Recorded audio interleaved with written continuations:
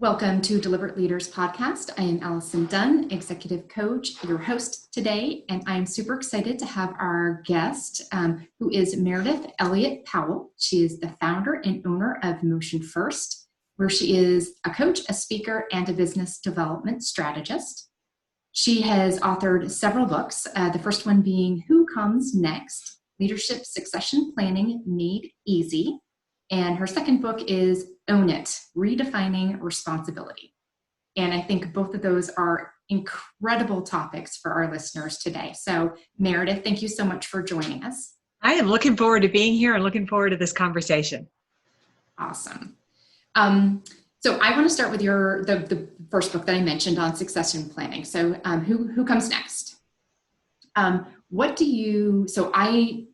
You must have some statistics that you can share on the number of businesses that are in this process here in this country.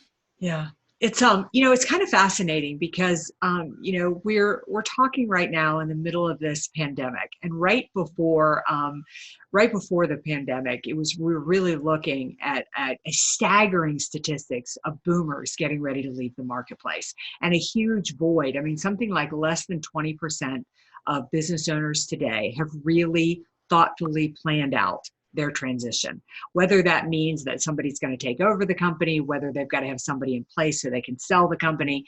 But now, it really throws this whole idea of succession planning into another realm, because I believe that boomer will probably work longer.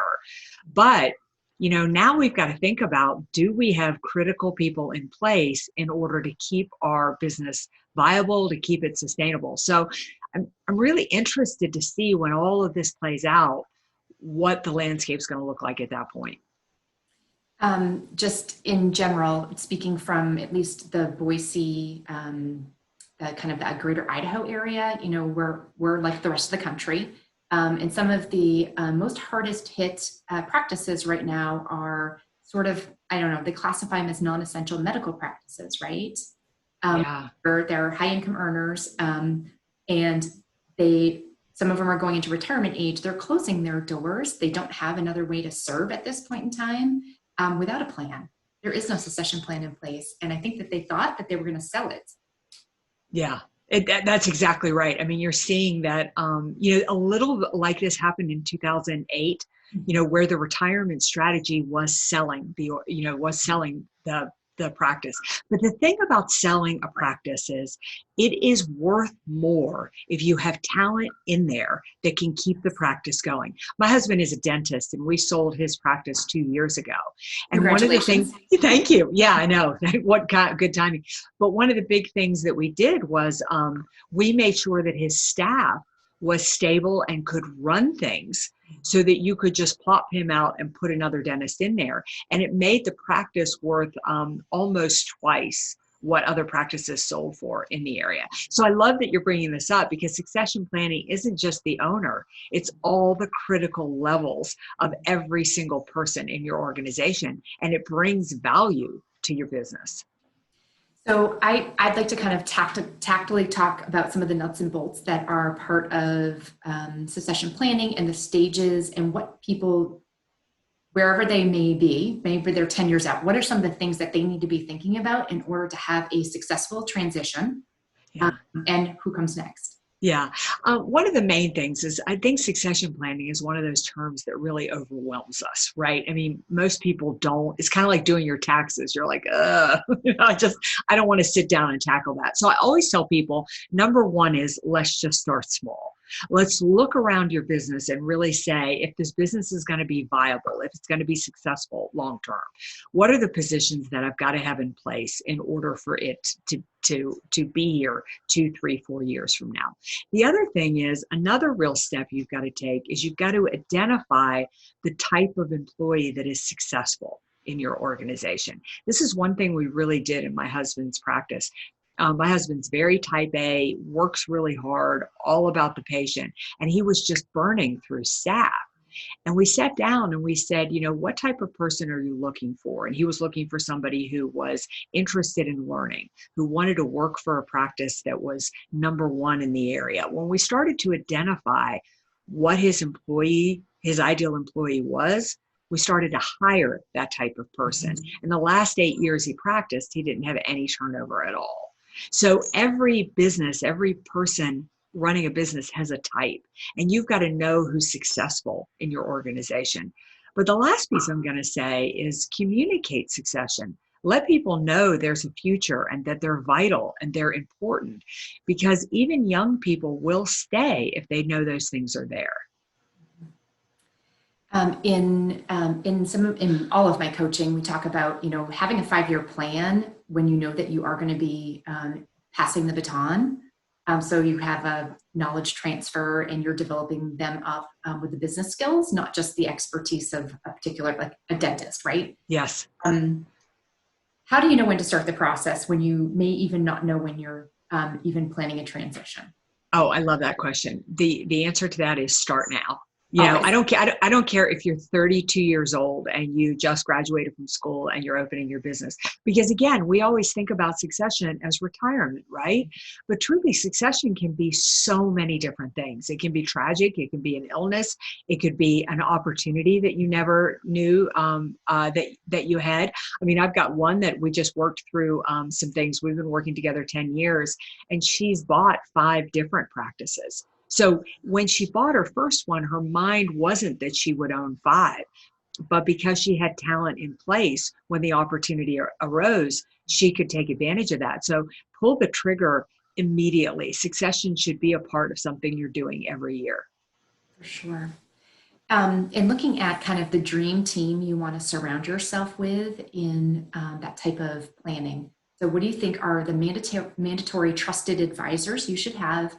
And what other tools and resources should people seek guidance from in order to do it well?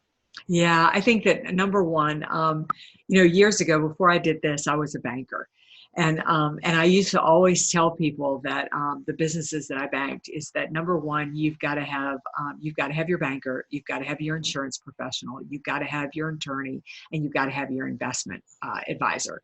Now I add in that you've really got to have the business coach. You should have somebody who doesn't have skin in the game in any single one of those areas, that's able to advise you as well, and to able to keep you accountable to whatever your future is. That the thing about the reason I love the advisory team, right, is as a banker, I was just trying to keep you from not going broke.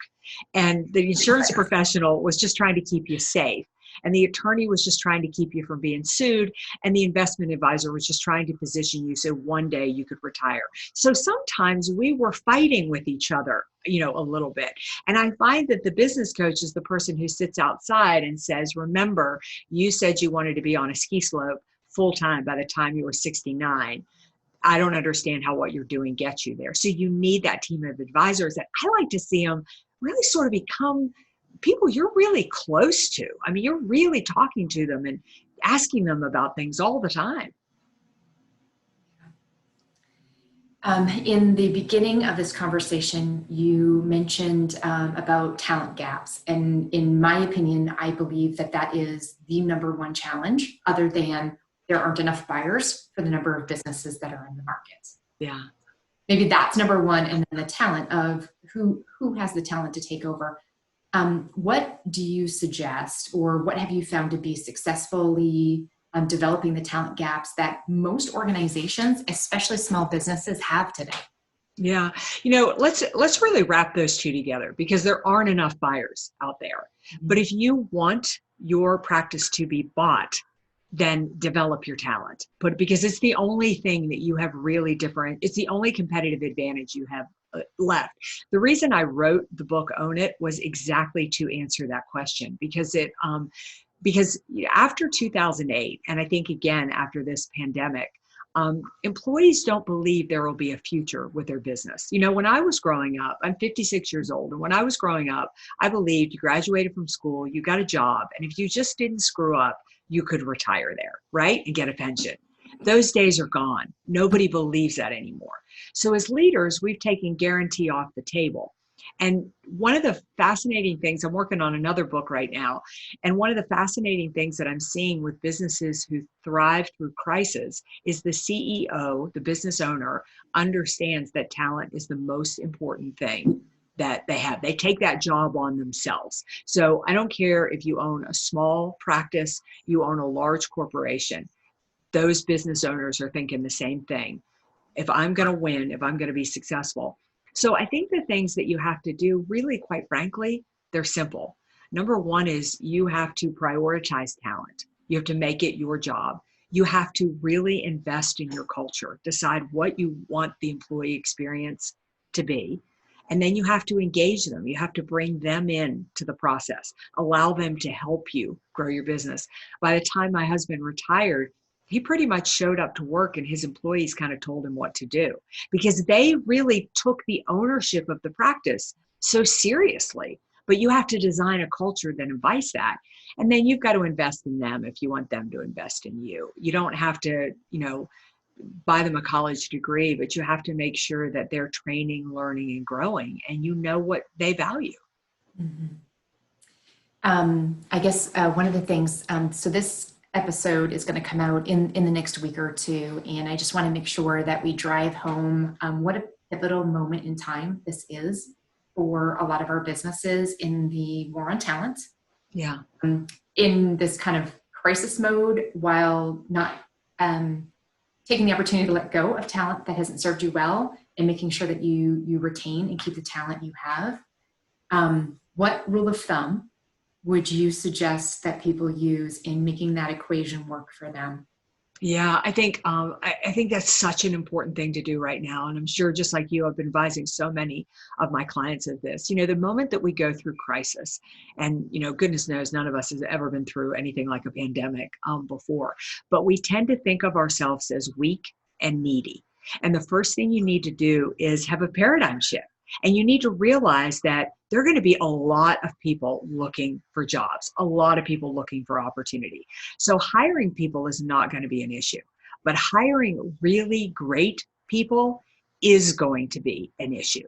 So you need to really start to think about, again, who is it that you're looking for? Who do you want to save onto your team? And you've got to realize that it's not your job to hold on to everybody. If I'm not giving you everything I've got right now, then cut me free. It's honestly the nicest thing that you can do to me. I've been going to a colleague of mine is doing everything he can. He's borrowing money right now to hold on to his team, 3 of which are just major weak links.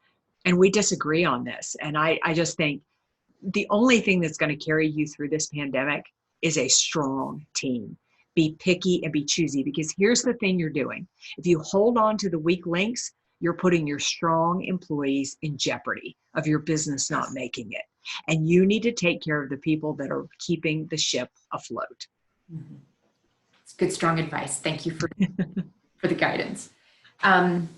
Before we move off of succession planning, I think one of the challenges I think every business owner goes through when they know that they are going to be transitioning out is, when do you communicate it?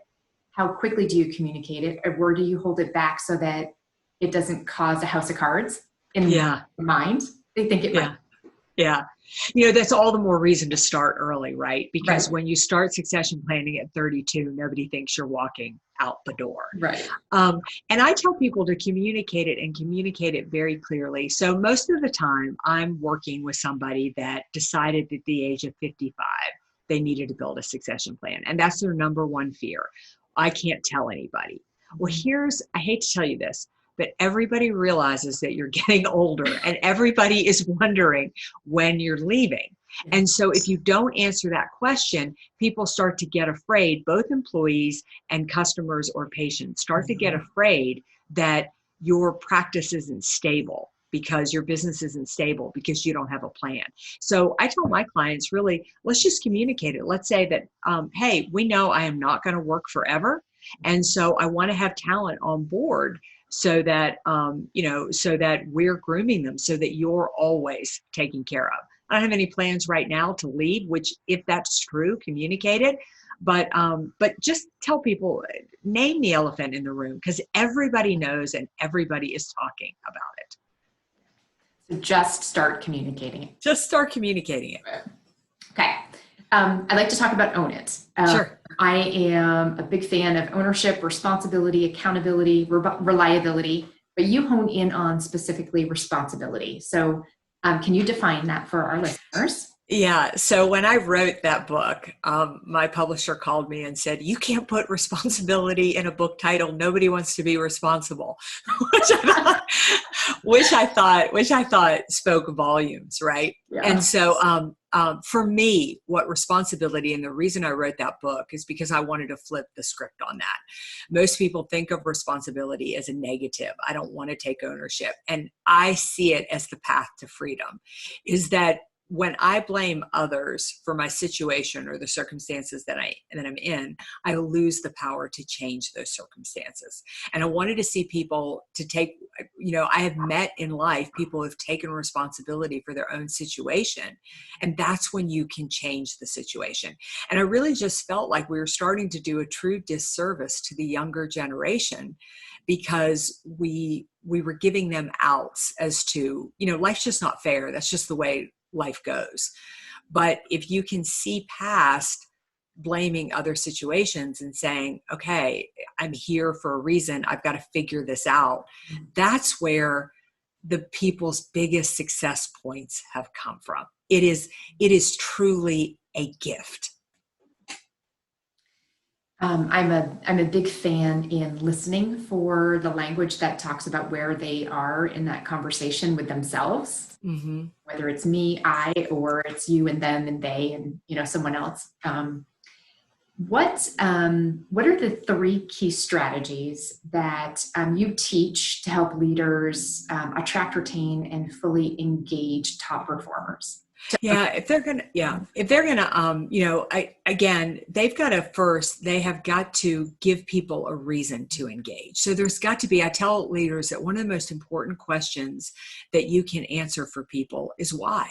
Why should I work for you? Why are you asking me to do? People want purpose. And it's the most powerful intrinsic motivator that there is. And so your organization has got to have a purpose. People have to be working for something bigger than themselves. When I first started studying employee engagement, I found that the most disengaged workers worked for the government, and the most engaged worked for nonprofits. And when you think about that, I mean, even now in the middle of this pandemic, our government workers have a job, they have a paycheck. You look at nonprofits and they're probably not getting paid, looking at a tough year, but you're giving your all because you don't think you're doing a job, you're fulfilling a purpose. And so that's really where it begins. Then it goes to ownership. People want skin in the game. I always tell leaders to learn to lead through the power of the question. You get to decide what your company is going to do, but you ask them how to do it, because when people are given voice, they take ownership. They support their ideas. And last but not least is they want a future. They want to know what the next step is and that you care about them. So they want accountability. It's kind of like when we were growing up as kids, everybody had the house that you went to that was the party house, but you were glad you came home to parents that were going to punish you if they ever found out what you did at the party house, right? So we're built that way. And so even though employees don't say it, they like rules and parameters, and they want to work for somebody that has the courage to handle the dead weight and the courage to support the people who are performing. In my experience, I found that the more engaged the rest of your team is, they cause that as almost like an empowering effect. And yes, the standards of everyone else around them, like, wait a minute, you know what I mean? Like, what, this is what I'm doing, what you're doing. Yeah, exactly. They don't want that dead weight. And so think about that in the middle of the pandemic, when you need your employees to give you more than they've ever given you. If you are not handling the dead weight on the team, you are saying to them, I'm not doing everything to make sure that your position is secure. And what will happen is they'll stay with you through this pandemic, but as soon as it's over, your talent is going to fly out the door.